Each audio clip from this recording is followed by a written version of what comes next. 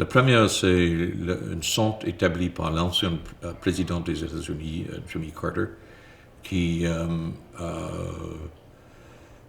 essaie d'aider les gouvernements le monde en voie de développement, les pays plus ou moins pauvres, de confronter leurs problèmes. D'une part, le problème de santé, d'autre part, le problème de comment gouverner une société qui est jeune et complexe. Et je suis actif en particulier dans le domaine de gouvernance. J'étais chef de la délégation du Centre Carter qui a observé l'élection dans la République démocratique du Congo, la première élection libre en 40 ans, pour assurer que les standards suivis par les citoyens, les chefs du parti étaient honnêtes et acceptables. Et c'est un moyen pour nous d'aider les autres pays qui n'ont pas nos avantages de développer la capacité de développer leurs propres avantages. Je travaille aussi je suis vice-président en fait d'une organisation appelée en anglais The Global Leadership Foundation. Et ça, c'est un groupe de 28 personnes qui étaient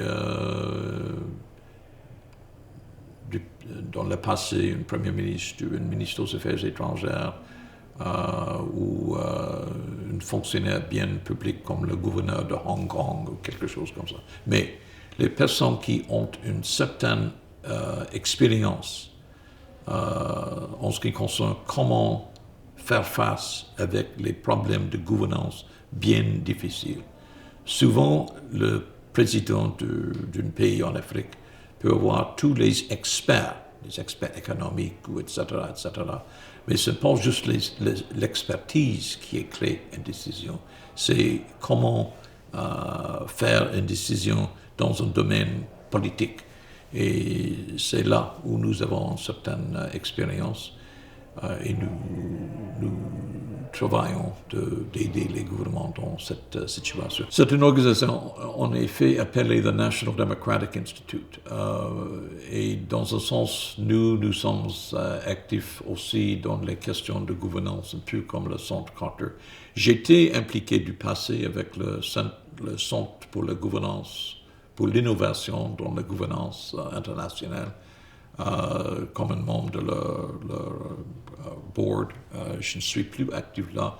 Dans le cas, et c'est bien essentiel, on étudie les développements les plus promettants dans les domaines de gouvernance ou dans l'implantation d'un système de santé, par exemple, dans le tiers-monde.